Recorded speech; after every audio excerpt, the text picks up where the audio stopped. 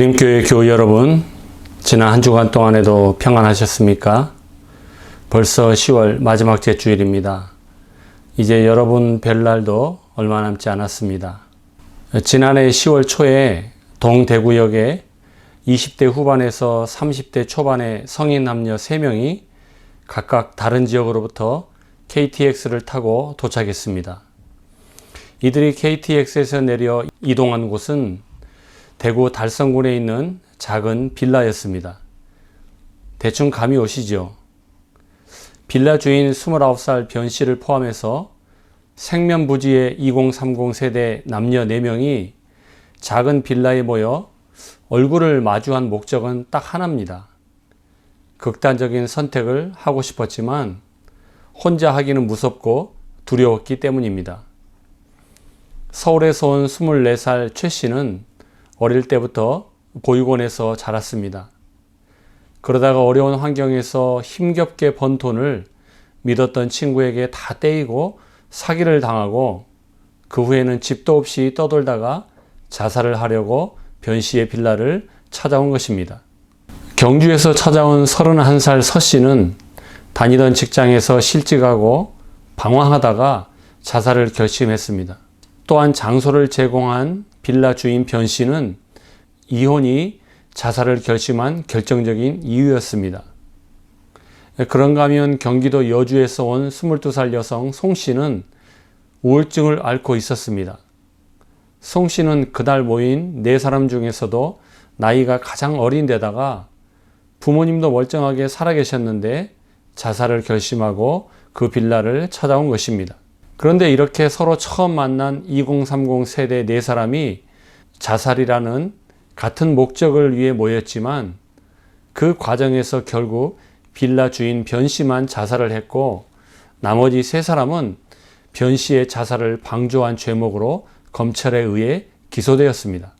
보건복지부 통계에 의하면 올 한 해 1월부터 8월까지 우리나라에서 극단적인 선택을 시도한 사람은 총 15,090명이나 됩니다. 하루에 평균 62.8명이 자살을 시도한 것이죠. 엄청난 숫자입니다. 그런데 그 가운데서 20대가 무려 28%나 됩니다. 자살한 사람 4명 중 1명은 20대라는 것입니다. 게다가 작년과 비교해 볼 때 20대가 가장 높은 자살 증가율을 보이고 있습니다. 그런가 하면 코로나19가 확산되고 장기화되면서 내일에 대한 염려와 불안으로 2030 여성들의 자살률이 급증하고 있습니다. 참 가슴이 아픕니다. 왜 이렇게 2030 여성들의 자살률이 급증하고 있을까요? 일자리를 얻지 못한 데서 오는 경제적인 이유가 가장 큰 원인이고요. 특별히 기혼 여성들의 경우는 가족들이 다 함께 집에 머무는 시간이 늘어나고 남편이나 자녀들에 대한 돌봄의 부담감이 커지면서 나타나는 우울증이 원인이 되기도 한답니다. 또한 사회적 거리두기와 짚고 가는 시간이 길어지면서 타인과의 소통이 줄어든 것도 또 다른 자살의 원인이라고 합니다. 전문가들은 이런저런 복합적인 이유 때문에 2030 여성들의 자살률이 급증하고 있다고 설명하지만 결국 한 가지 핵심적인 원인은 주변 사람들과의 관계에서 지칠 대로 지친 데다가 다른 사람으로부터 따뜻한 위로를 받지 못하고 삶의 무게에 짓눌려 나는 혼자라는 생각이 그런 극단적인 선택으로 몰고 가는 것 아니겠습니까? 우리가 지금 예배를 드리고 있는 이 순간에도 지구촌 어디에선가는 주변으로부터 따뜻한 위로와 도움을 전혀 받지 못한 채 I'm alone 이런 외로움과 고립감을 느끼며 극단적인 선택을 하는 사람들이 얼마나 많은지 모릅니다. 사랑하는 여러분, 우리 인간은 태생적으로 혼자서는 살 수 없는 존재입니다. 하나님께서 아담을 만드시고 창세기 2장 18절에서 이렇게 말씀하셨습니다. 여호와 하나님이 이르시되 사람이 혼자 사는 것이 좋지 아니하니 내가 그를 위하여 돕는 배필을 지으리라. 하나님도 사람이 혼자 사는 것이 좋지 않다고 말씀하셨습니다. 이처럼 우리는 근본적으로 서로가 서로를 그리워하고 사랑하며 살아가는 존재로 창조되었지만 세상을 살아가다 보면 때로는 사람 때문에 지치고 사람에게 질리고 사람 때문에 상처받고 그래서 사람들을 멀리하며 혼자 지내다가 결국은 나만 혼자라는 느낌이 들게 되고 그러다가 극단적인 선택까지 하기도 합니다. 오늘 본문에 등장하는 엘리야도 그랬습니다. 엘리야도 자살은 아니지만 하나님 앞에서 죽기를 구하면서 자신을 죽여달라는 말을 합니다. 4절을 보십시오. 자신은 홀로 광야에 들어가서 하룻길을 더 걸어 어떤 로뎀나무 아래로 가서 거기에 앉아서 죽기를 간청하며 기도하였다. 주님, 이제는 더 바랄 것이 없습니다. 나의 목숨을 거두어 주십시오. 여러분, 엘리야가 어떤 사람입니까? 출애굽의 지도자 모세와 함께 구약을 대표하는 인물 가운데 한 사람입니다. 그런 엘리야가 지금 죽고 싶다는 말을 서슴없이 내뱉고 있습니다. 천하의 엘리야가 이렇게까지 죽고 싶다는 말을 하는 이유가 도대체 뭡니까? 주식이나 도박을 하다가 수억 수십억 원의 손해를 보고 빚을 졌기 때문입니까? 아니면 다니던 회사에서 해고되었거나 사업에 실패했기 때문입니까? 아니죠. 엘리야도 결국은 사람 때문에 사람한테 스트레스 받아서 죽고 싶다는 말을 내뱉은 거예요. 그 당사자가 누굴까요? 바로 당시 북이스라엘을 통치하고 있던 아합 왕과 그의 아내 이세벨 왕비였습니다. 본문 1절과 2절을 보시기 바랍니다. 아합이 자기 아내 이세벨에게 엘리야가 행한 모든 일과 그가 바알의 예언자들을 죽인 사실을 말하자 그녀는 엘리야에게 이런 전가를 보냈다. 다 같이 읽겠습니다. 내가 내일 이맘때까지 반드시 너를 죽여 네가 죽인 내 예언자들처럼 되게 하겠다.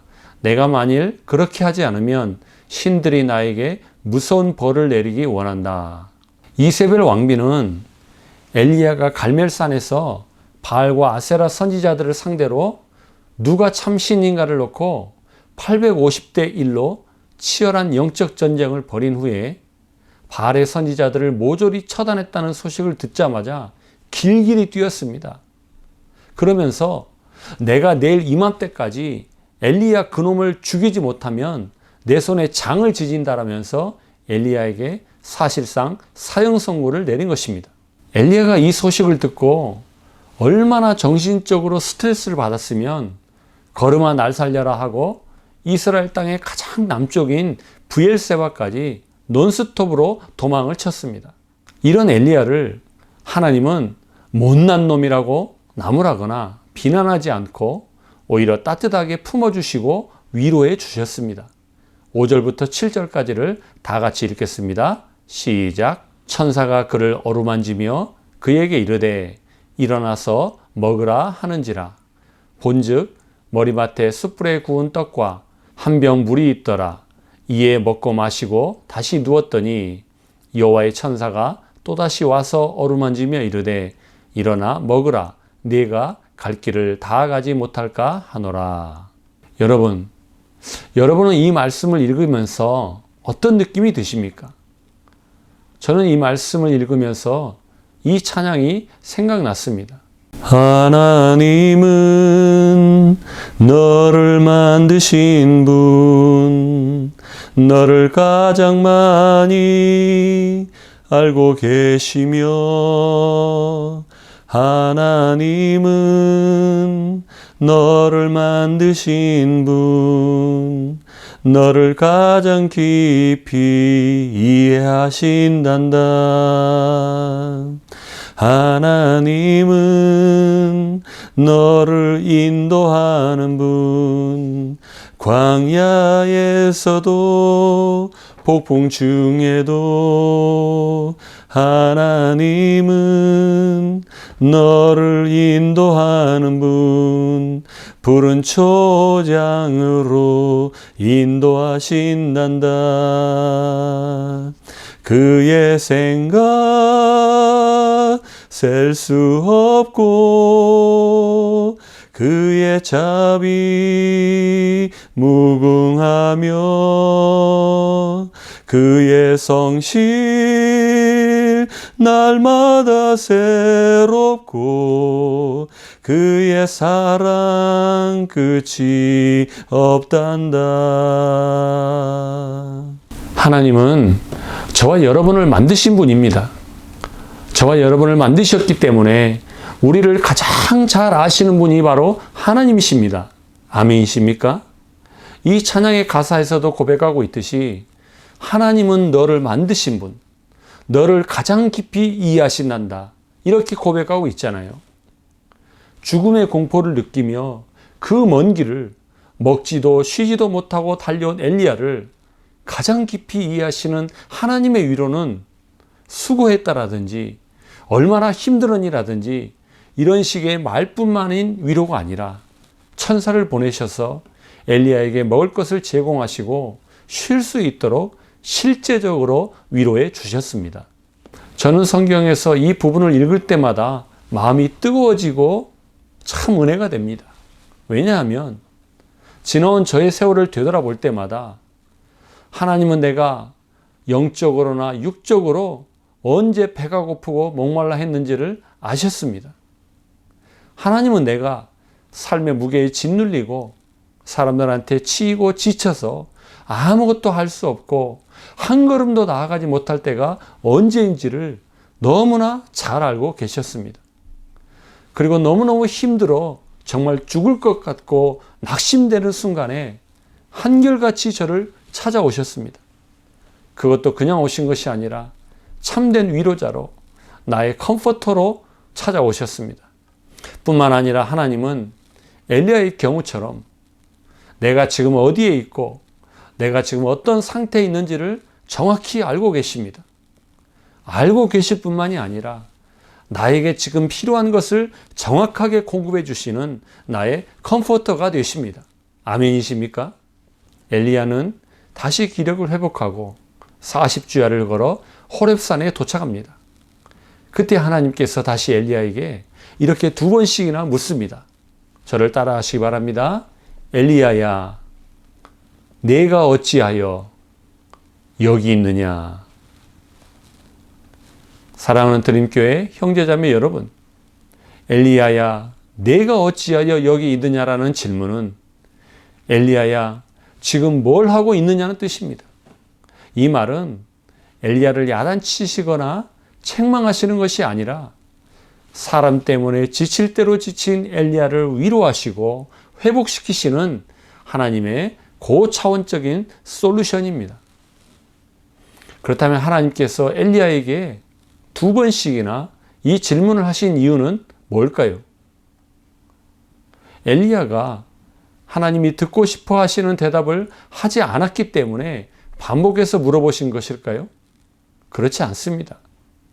오히려 사람 때문에 스트레스 받고 사람 때문에 지치고 짓눌려 있던 엘리야의 초점을 바꾸어 주시려고 2번씩이나 똑같은 질문을 하신 것입니다. 엘리야의 시선은 여전히 자신을 죽이려는 아방과 이세벨 왕비를 바라보고 있습니다.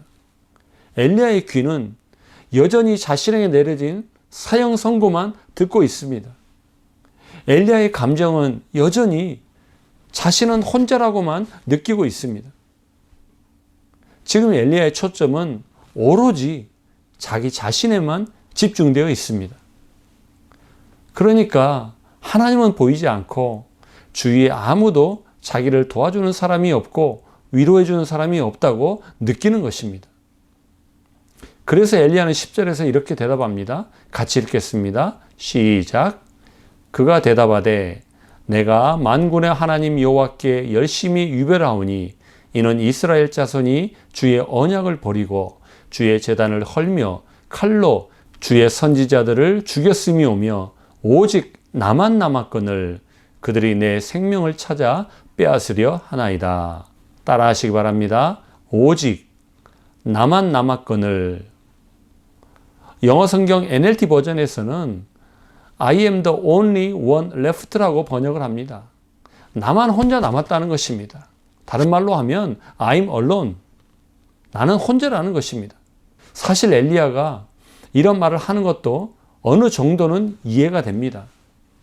그동안 엘리야의 삶은 말 그대로 우상 숭배자들과 끊임없는 전투 모드를 유지하며 그들과 대결하는 치열한 삶을 살아왔습니다.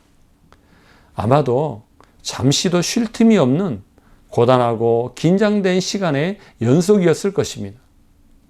하지만 하나님은 이런 엘리야에게 새로운 비전을 주시면서 그를 위로해 주셨습니다.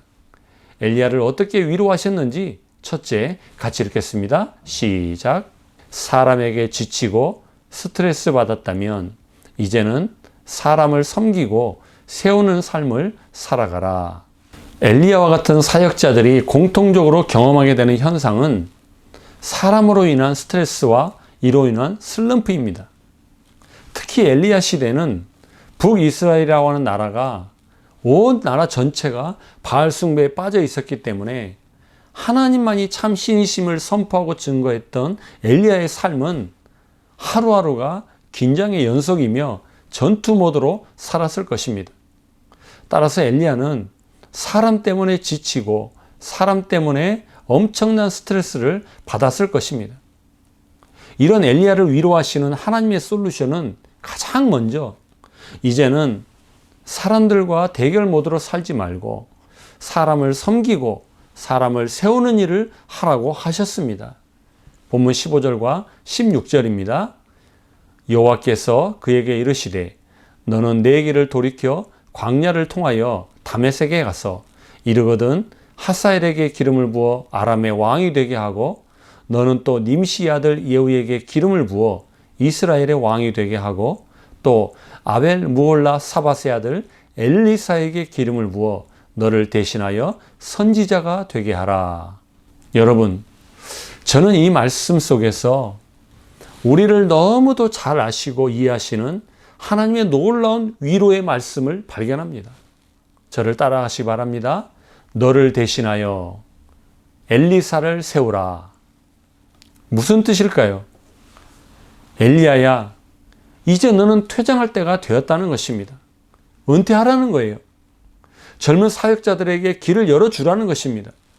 젊은 엘리사를 멘토링하고 훈련시켜 너를 대신할 후계자로 세우라고 하신 것입니다. 사실 이 말씀은 엘리야 입장에서는 굉장히 서운할 수도 있습니다. 하나님, 무슨 말씀입니까? 은퇴라니요. 저 아직도 팔팔합니다. 저를 대신할 후계자라니요. 아니, 제가 갈멜산에서 그렇게 치열한 전투를 치르고 비록 위축되고 슬럼프에 빠진 것은 사실이지만 벌써 은퇴라니요. 말도 안 됩니다. 제고해 주셨으면 합니다. 아마 저 같았으면 이렇게 하나님께 따지고 항변했을 것입니다. 그런데 이 말씀을 곰곰이 묵상하면서 저는 우리를 위로하시는 하나님이 얼마나 우리를 잘 아시고 이해하시는 분이신지를 다시금 깨닫게 되었습니다. 엘리야에게 너를 대신하여 엘리사를 세우라는 이 말씀은 엘리야를 향한 하나님의 따뜻한 사랑과 배려를 느낄 수 있는 진짜 위로의 말씀입니다. 여러분도 잘 아시다시피 얼마나 많은 사람들이 물러날 때 물러나지 못해 평생 쌓았던 수고와 헌신이 물거품이 되고 말년이 추해집니까? 그동안 우리는 한국교회 안에서 이런 부정적인 사례를 너무도 많이 보아왔습니다.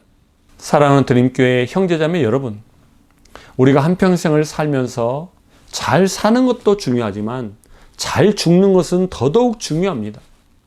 잘 살기 위해서도 기도해야 하지만 잘 죽기 위해서도 정말 많이 기도하셔야 됩니다. 뿐만 아니라 은퇴를 위해 정말 많이 기도하며 준비하셔야 됩니다.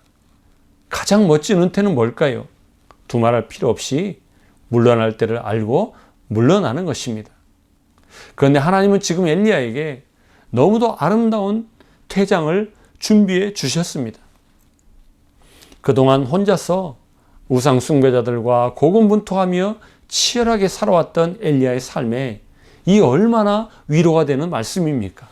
우리가 인생을 살면서 나름대로는 신앙의 길을 간다고 하지만 사람 때문에 상처받고 사람 때문에 힘들고 사람 때문에 지칠 때가 많지요. 하나님께서는 엘리야에게 이제는 사람을 섬기고 세우라는 사명을 주시며 아름다운 퇴장을 준비해 주셨듯이 그동안 우리가 주님의 일을 감당해 오면서 때로는 사람 때문에 상처받고 사람 때문에 힘들어하고 사람 때문에 지칠 때가 있었지만 오늘 이 시간 그런 분들에게 엘리야를 위로하셨던 하나님의 위로가 함께 하시기를 주님의 이름으로 축원합니다. 아울러 오늘 예배드리는 여러분 모두를 이렇게 축복하고 싶습니다. 이 시간 옆에 있는 분들에게 이렇게 축복하시면 좋겠습니다. 당신이 어디를 가든지 사람을 세우는 사람이 되시기를 축복합니다. 축복합니다. 하나님께서 엘리야에게 새로운 비전을 주시면서 그를 어떻게 위로해 주셨는지 두 번째 같이 읽겠습니다. 시작. 함께 할 수 있는 동력자들을 준비해 주셨습니다. 거듭 말씀드리지만 엘리야는 그동안 고독한 싸움을 해왔습니다. 바알과 아세라 선지자들과 850대 1이라는 전무후무한 기록을 세우기도 했습니다. 오죽했으면 엘리야가 나만 혼자 남았다라는 말을 두 번씩이나 했겠습니까? 이런 엘리야를 하나님은 이렇게 위로하셨습니다. 다 같이 18절을 읽겠습니다. 시작. 그러나 내가 이스라엘 사람 가운데 아직 바알에게 무릎을 꿇지 않고 그 우상에게 입을 맞추지 않은 사람 7,000명을 남겨두었다. 아멘.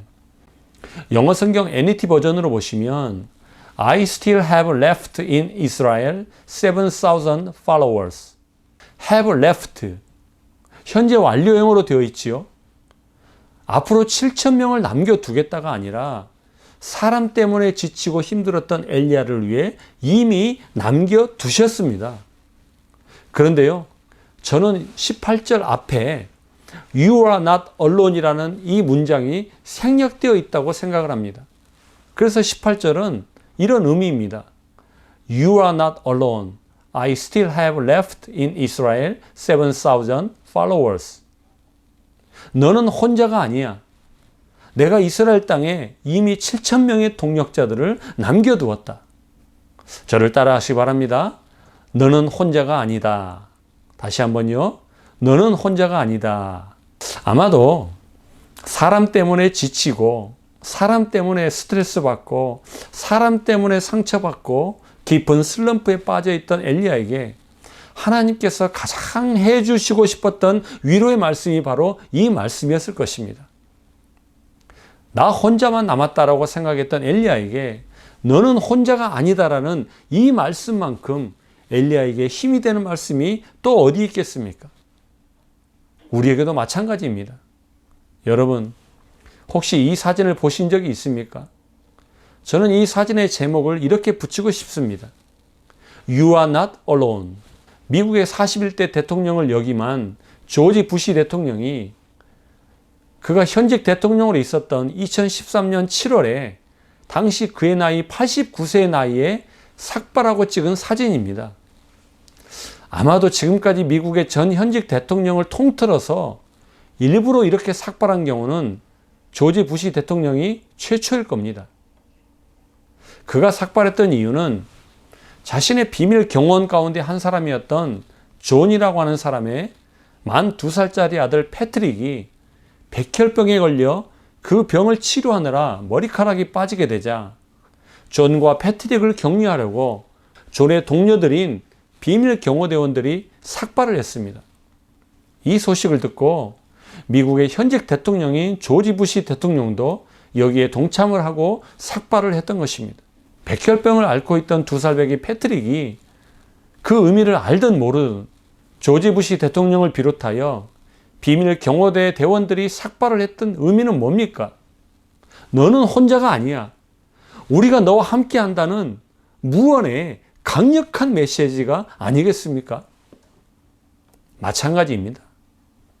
하나님께서 엘리야에게 너는 혼자가 아니다라고 위로하신 것은 7,000명의 동력자들을 준비해 주셨다는 의미도 있지만 더 중요한 것은 하나님께서 너와 함께 동행해 주시겠다는 강력한 위로의 말씀이었습니다. 사랑하는 드림교회 형제자매 여러분, 코로나19가 장기화되면서 우리 자신을 포함하여 많은 사람들이 코로나의 피로감과 불확실한 미래에 대한 두려움과 우울감에 힘들어하고 있습니다. 우리 모두는 지금 누군가로부터 위로받기를 원합니다.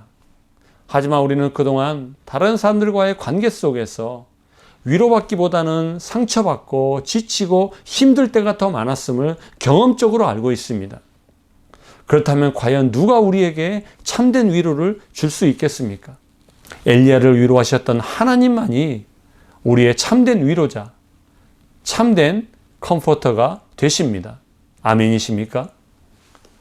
여러분들이 지금 어떤 일을 하고 있든지, 여러분들이 지금 어떤 자리에 있든지, 지금까지 사람 때문에 지치고 사람 때문에 스트레스 받으면서 살아왔다면 이제는 사람을 섬기고 사람을 세우는 새로운 사명을 통해 우리의 은퇴까지도 아름답게 준비해 주시는 하나님의 위로가 여러분들에게 임하기를 축복합니다.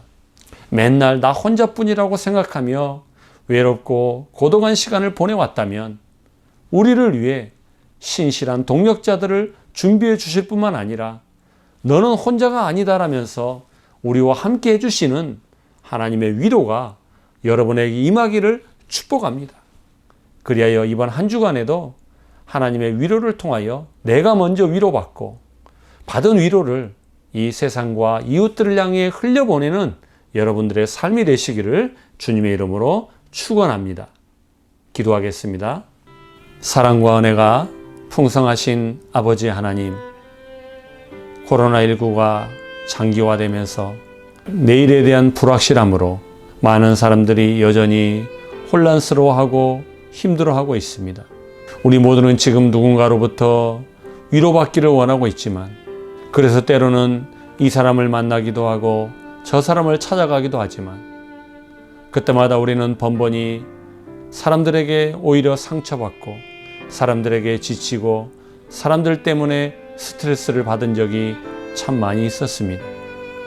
오늘 바알 숭배자들과 치열하게 싸우며 전투 모드로 살아왔던 엘리야를 위로하시고 그에게 다시금 새로운 사명을 주시며 이제는 사람을 세우고 사람을 섬기라고 말씀하시고 그의 아름다운 은퇴까지도 준비하셨던 하나님의 위로가 오늘 예배드리는 우리 모두에게도 동일하게 임하기를 원합니다. 아울러 You are not alone. 너는 이제 혼자가 아니다. 내가 너를 위하여 7,000명의 동역자들을 준비해 주셨을 뿐만이 아니라 하나님께서 너와 함께 하시겠다고 말씀하시는 그 하나님의 위로가 오늘 코로나 시대를 살고 있는 우리 드림교회 모든 성도들의 삶에도 동일하게 임하게 하여 주시옵소서. 그리하여 이번 한 주간에도 하나님께서 주시는 참된 위로를 내가 먼저 경험하고 받은 바 된 그 위로를 세상과 다른 사람들에게까지 흘려보낼 수 있는 복된 삶이 되게 하여 주시옵소서. 모든 것 감사드리며 우리의 참된 위로자가 되시는 우리 주 예수님의 이름으로 감사하며 기도하옵나이다. 아멘.